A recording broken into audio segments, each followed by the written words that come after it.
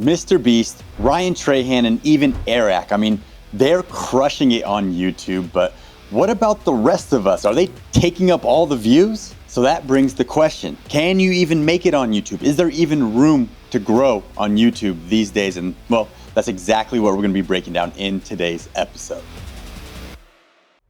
All right, hey, the secret is no longer a secret. People want to be on YouTube. They want to create content. Celebrities are coming onto YouTube and creating content. So what about us? What about us, Grant? Is it still possible to break through on YouTube if you're not already famous or a celebrity or have a following somewhere else? Yes, it totally is.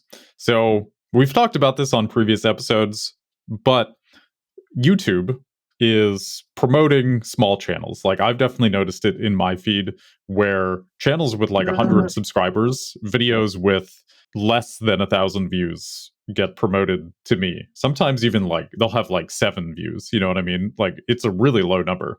So YouTube is definitely working towards like boosting smaller creators. Now, of course, we're talking about the middle class, right? We're not talking about tiny channels and we're not talking about Mr. Beast. We're talking about those kind of in between people who are making enough of a living off of YouTube, but it's not crazy or anything. It is absolutely still possible to be those people. Those brand deals are still available. Affiliate marketing is still a thing. YouTube, if YouTube is promoting teeny tiny channels, then they're of course still promoting mid-sized channels as well. So in my opinion, it is totally possible to still get recognized. Now, I think the basis of this question and kind of like the fear instilled within it is that it's too late now, right? Like the low-hanging fruit has been plucked, and how are we going to make it? That is partially true. I think we can speak to that, but it's possible. It's totally possible.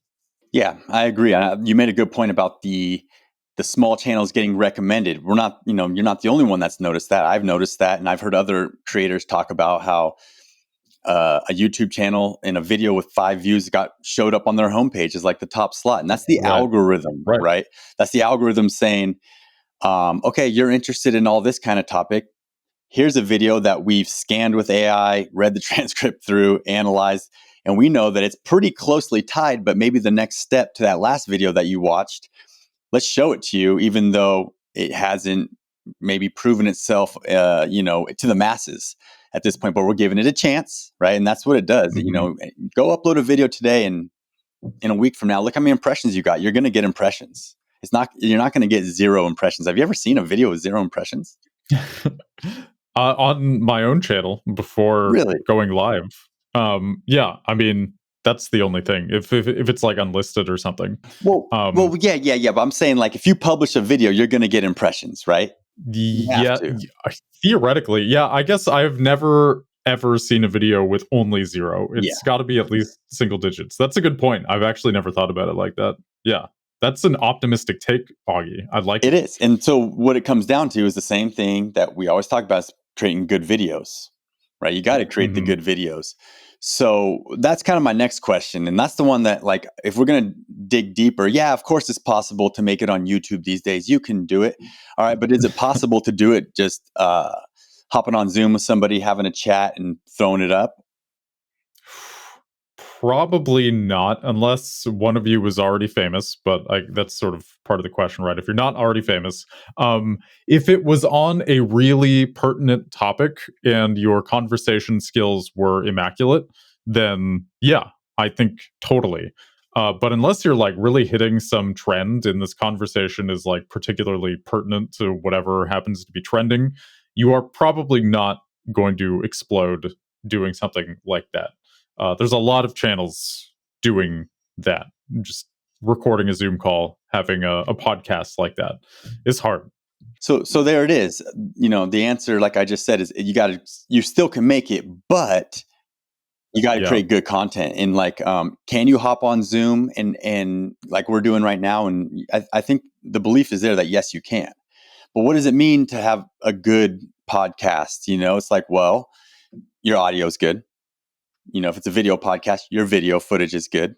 And you're a step above on your webcam, hitting record on Zoom and chatting. You're planning. And then the camera presence, right? The things that are coming out of your mouth. And that's what I think you and I hope to do is to create better, be better on camera, be more wittier, deliver more value in these things, come up with better conversations. Of course. And when you do that, then I think the algorithm will reward you, and I think you can make it. So let's kind of stay with the same theme, Grant. What about talking head videos? Like, so not hopping on Zoom. I mean, it's kind of the same thing in a way, but like, can you make it as a creator, being in a studio, hitting record on your camera, maybe doing some solid editing on it? Can you make it that way? Or do you have to be Mr. Beast style?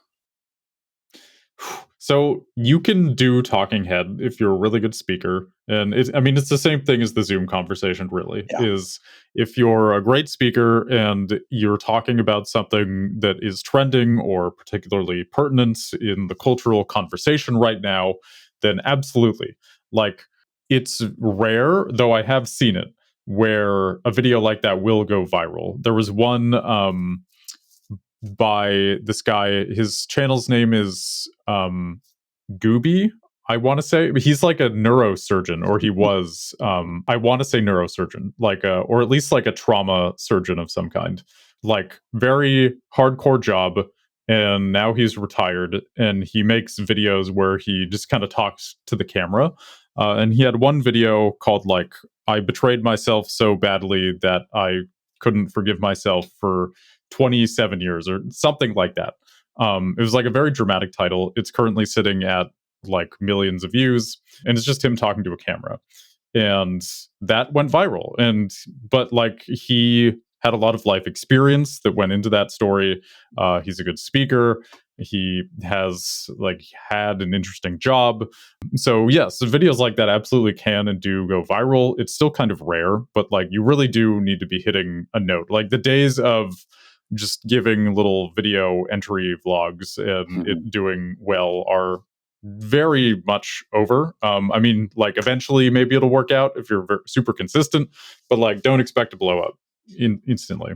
You know what I mean? Yeah. That's exactly what I was going to say to follow up. Was just, it's kind of taking the long way, right? If you're just hit record on your camera and start talking and not think about a hook and not think about, honestly, you have to do those things. I think you still do, to give yourself a chance, right? Like you said, the video diary of just hitting record and just starting to spew words.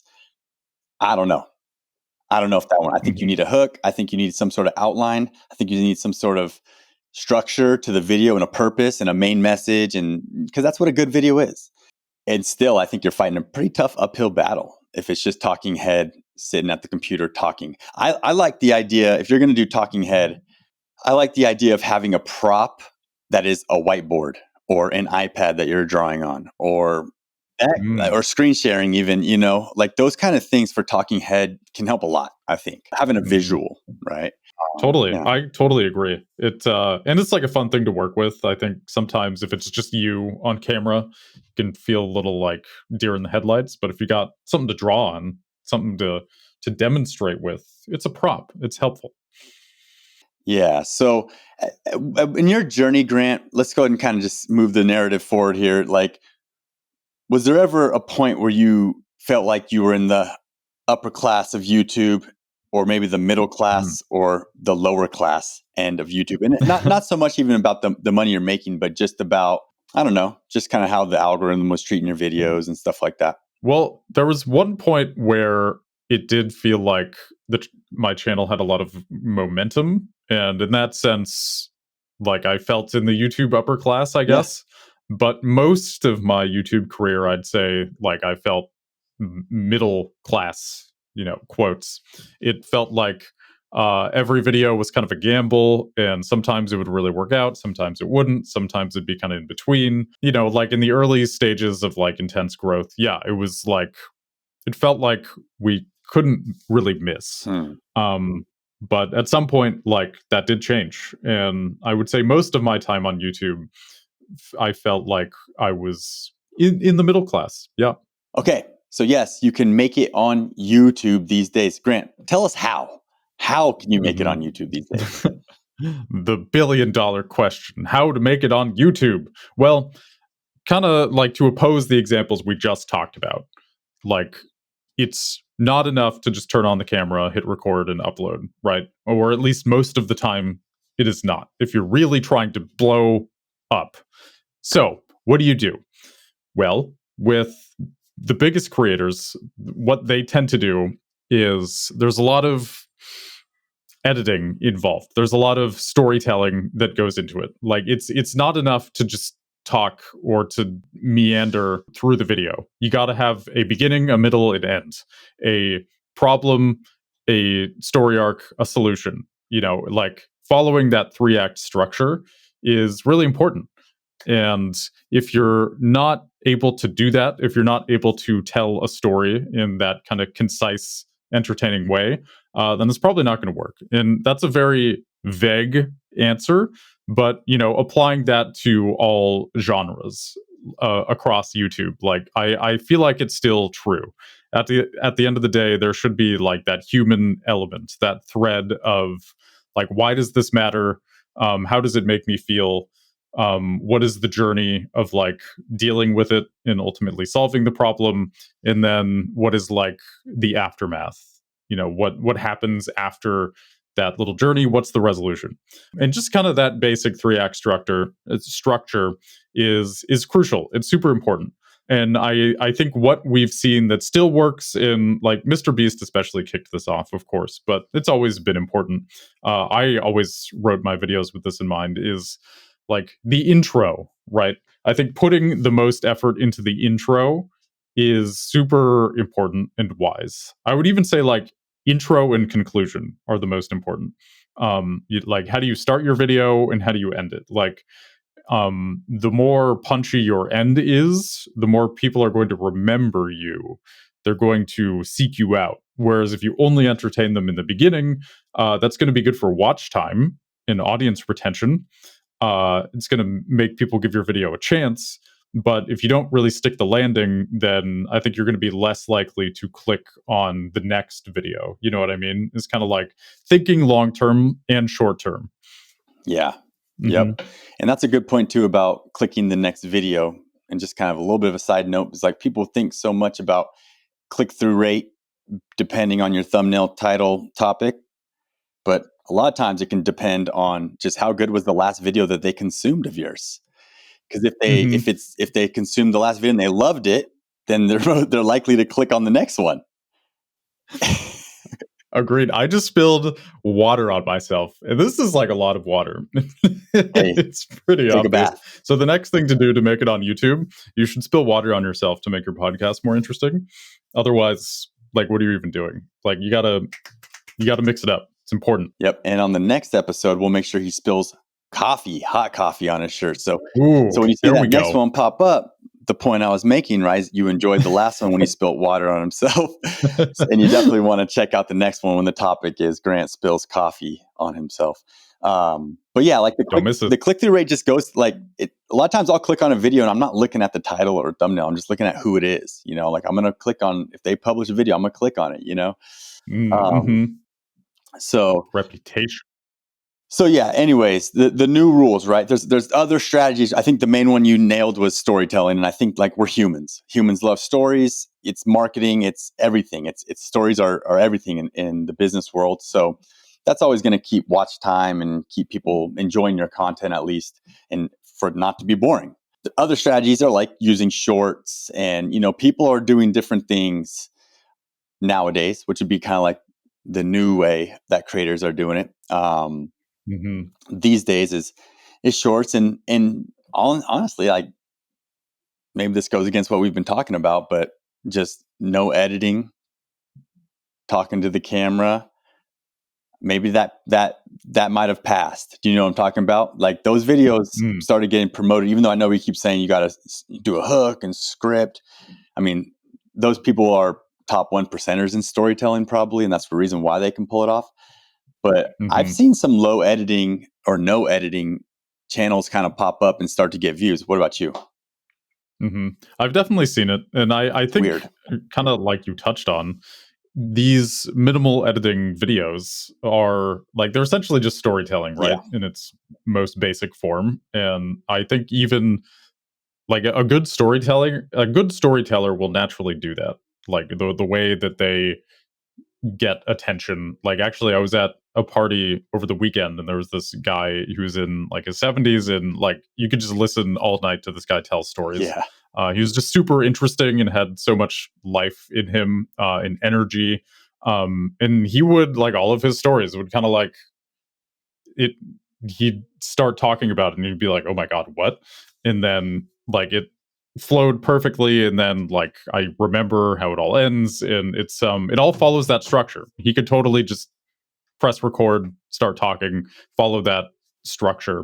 Mhm. I guess all this to say, like, I think when you say it's important to have a hook and to have a this and a that, I'm imagining somebody like writing an outline in ChatGPT. Like it feels very mechanical or something. And I think it's possible to intuitively learn these things and to be able to speak from the heart authentically while embodying these ideas without necessarily having to look at ChatGPT or something like that. Those videos are not past. I think it's much harder to make. I just think like it's not enough to just say something interesting. Like you really have to like it has to mean something, whatever you're saying, and really should come across in the way that you are speaking that this is cool and important and interesting and there's a whole arc to it. And probably trending in some way too. Like if you're Yeah. talking about Yep. something that's trending, that gives you a chance for the algorithms to start recommending you to all the other videos that are trending similar topics. But at the same time, I'm thinking of some examples of these channels, and they kind of sometimes are old men just talking, and they're Hmm. not talking about trending stuff, or maybe they are in a way because Or it's like timeless stuff. yeah, exactly. Yeah, maybe it's timeless stuff where they're talking about some mental health for a 60-year-old man, and it's a 6-year-old man talking about it, and for whatever reason, it's hitting a chord with all us younger men as we sit and listen to him talk like this.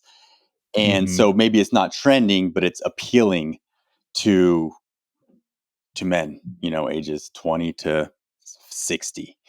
And that's where it's kind of trending, is all these, you know, getting recommended to me, and it says like the titles, "I'm not a good enough man for my family," or "I'll never be able to raise my Hmm. boys," stuff like that. Like I would be like, whoa, I want to click on that one, see what that guy has to say. And then it's very thoughtful and it's thought provoking to me, and it's making me stick around and watch it. Boom. Now we have watch time, click through rate, send it to every male, Hmm. 20 to, and that's broad, right? Like if you want a video to blow up, you can't be like ultra niche. It has to be broad. So maybe that's another Hmm. thing too, is that these videos are pretty broad. Right. Yeah. Topics like how to deal with self hatred or how to cultivate self love or just kind of things that Yeah. like people were talking about this 10,000 years ago, probably. Mm-hmm. You know what I mean? Yep. Yeah, no, it's Hmm. interesting thought. It's philosophy, and so I know your homepage is covered in those kind of things, man. Always and forever. Always and forever. Nice. All right, well, hey, last question. If you had to start from scratch today, what platform are you choosing? YouTube for sure. I mean, I'm biased. The last 10 years of my career have been on YouTube. But also, I mean, TikTok is great. Like, I don't go on it that much, but it's totally like you can grow on it. TikTok has historically always promoted smaller creators. Like, I think it's probably easier to go viral on TikTok than YouTube.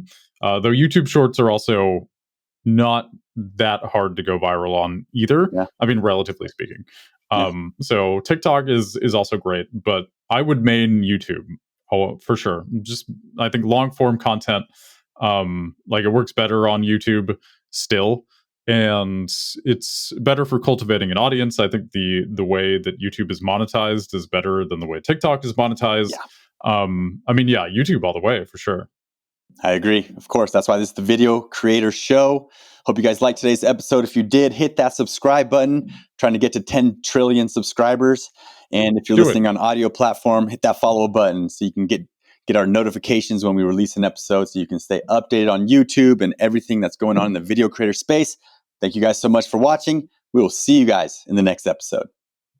Bye.